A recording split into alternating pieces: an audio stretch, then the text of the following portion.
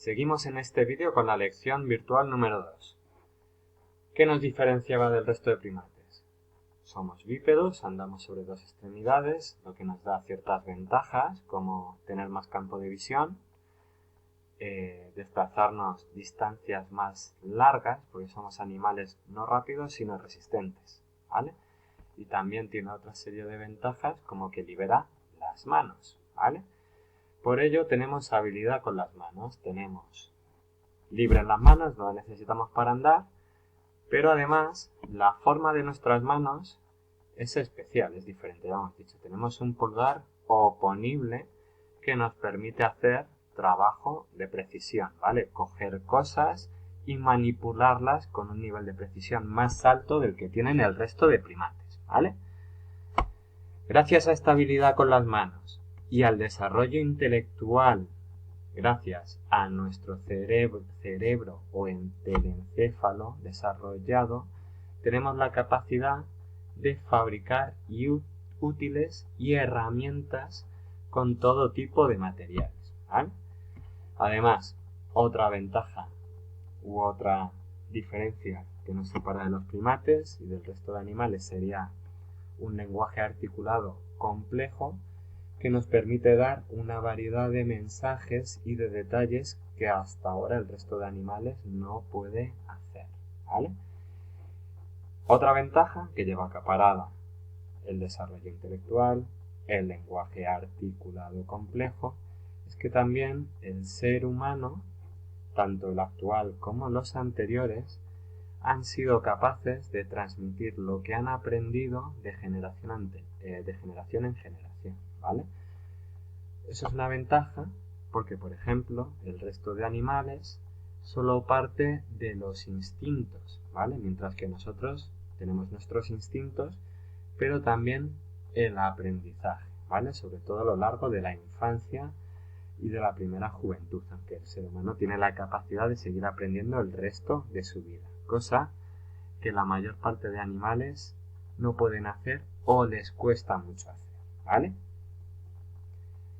Ya hemos visto qué nos diferencia al resto de primates, pues vamos a ver qué seres humanos hubo anteriormente a nosotros, ¿vale?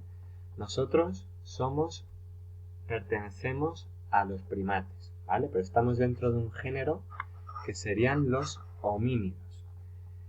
Dentro de los homínidos distinguimos varias especies, ¿vale? Uno de los antecesores, este caso no sería un homínido, es el australopiteco, ¿vale? El australopiteco lo consideramos un pariente directo nuestro a pesar de este aspecto tan siniestro que tiene, porque sabemos que caminaba erguido, es decir, era bípedo como nosotros, y además es posible que utilizara herramientas, ¿vale? Aunque esto no está confirmado todavía. El australopiteco es una especie que surge en África hace alrededor de 5 millones de años. No sabemos si es nuestro antecesor directo, ¿vale? Hay ciertas dudas. Hay alguna especie de australopiteco que sí que lo parece, ¿vale? El australopiteco afarensis, ¿vale? Luego tenemos el primer homínido, ¿vale? El primero del género Homo, que sería el Homo habilis. Habilis, Homo hábil, el hombre hábil. Como podéis ver en la imagen, es el primero del que tenemos constancia segura que utilizaba y era capaz de fabricar herramientas de manera consistente, ¿vale? Aunque fuesen muy toscas, pero ese es el primero que tiene esa habilidad para fabricar herramientas de manera segura, ¿vale? ¿Dónde? África otra vez. El continente donde surge y sobre todo donde se extiende es África. Y aparece en torno a hace 2,5 millones de años, ¿vale? Luego pasaríamos al siguiente homínido, que es el Homo erectus, el Homo que anda erguido, ¿vale? ¿Dónde surge?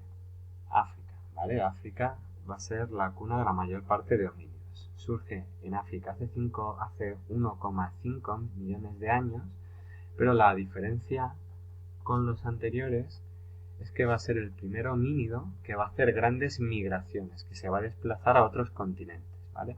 Se sabe con toda seguridad que llegó hasta Asia y hasta Europa, ¿de acuerdo?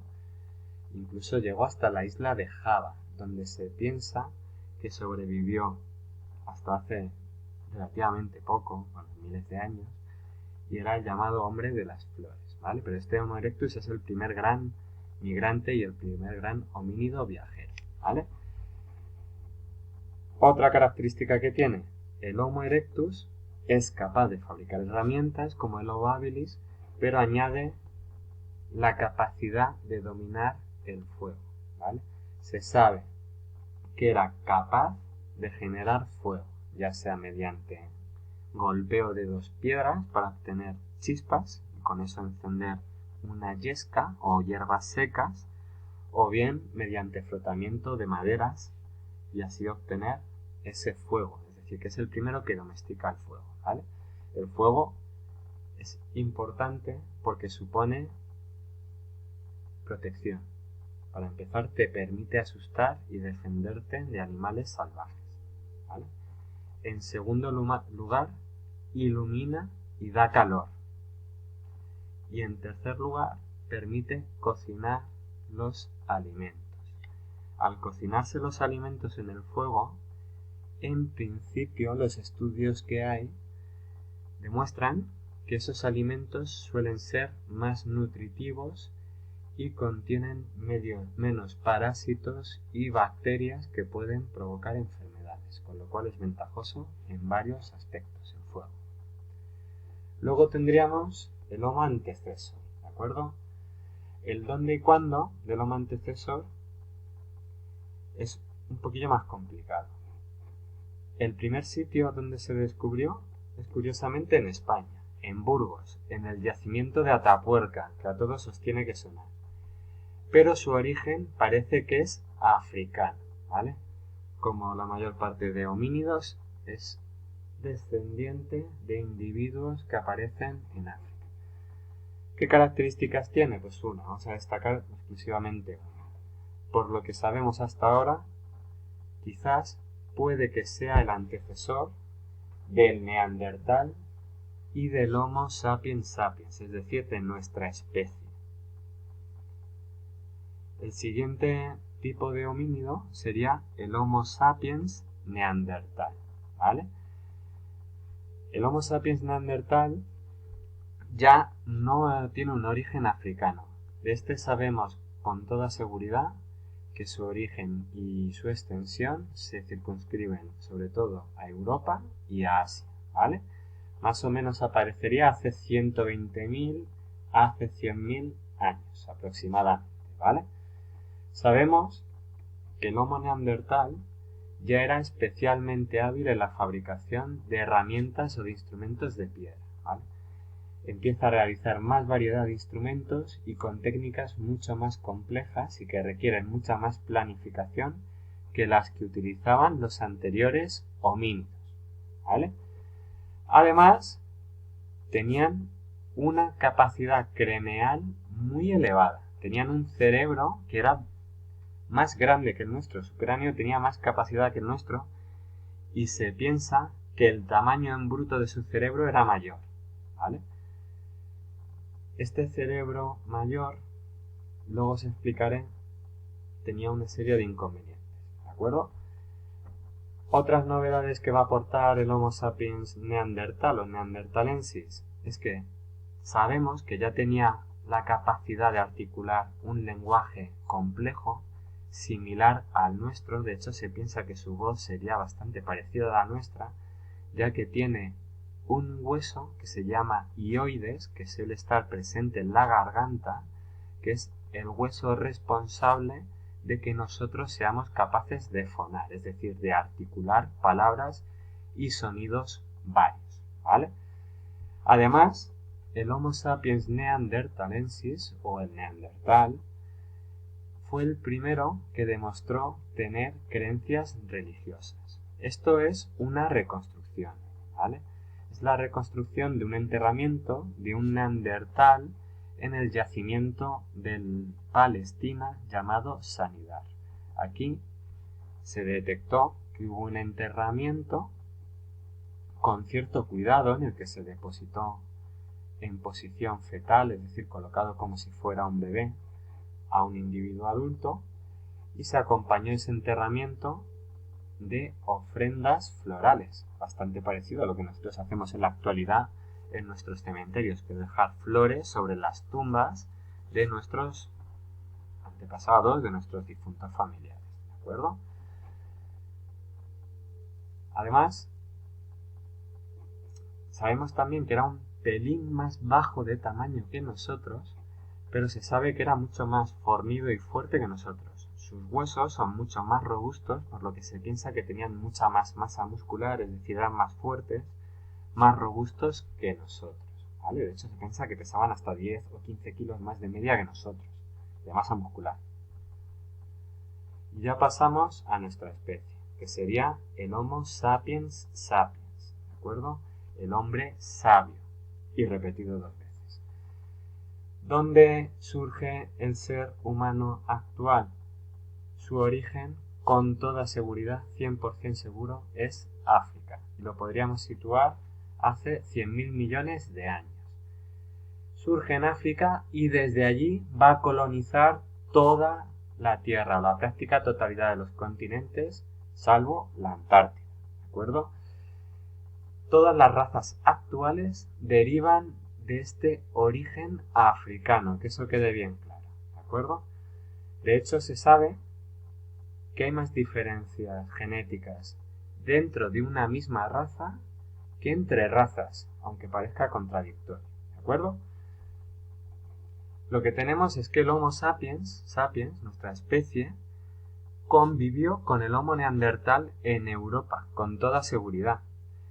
Y en algunos casos llegó a competir o a tener ciertos conflictos con el Homo neandertal. De hecho, hay investigadores que piensan que nosotros somos responsables de la desaparición de los neandertales, ¿de acuerdo? También, hoy en día se plantea que unos pocos individuos pudieran cruzarse, es decir, reproducirse con Homo neandertal y producir descendencia fértil, ¿de acuerdo? Aunque sería un porcentaje relativamente bajo, ¿vale? Lo que tenemos es que nosotros desplazamos al hombre de Neandertal. Tenemos menos capacidad craneal, nuestro cerebro es más pequeño, ¿vale? Un pelín más pequeño, ¿de acuerdo? No mucho más.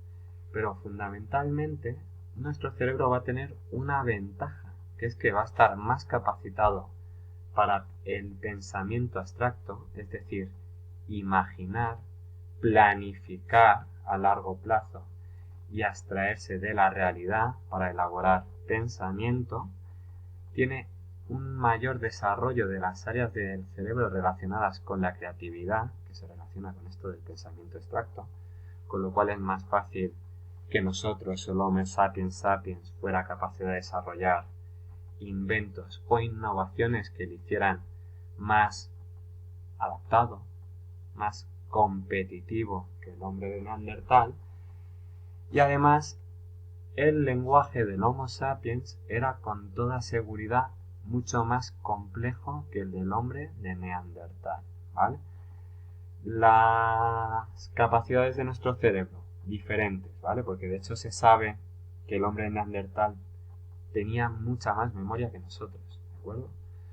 Pero las ventajas que nos daba nuestro cerebro junto al lenguaje complejo nos permitieron trabajar mejor y colaborar mejor en grupo, elaborar mejores estrategias, ¿vale? Y ser capaces de mejor manera y con mayor precisión de transmitir conocimientos de generación en generación, ¿vale?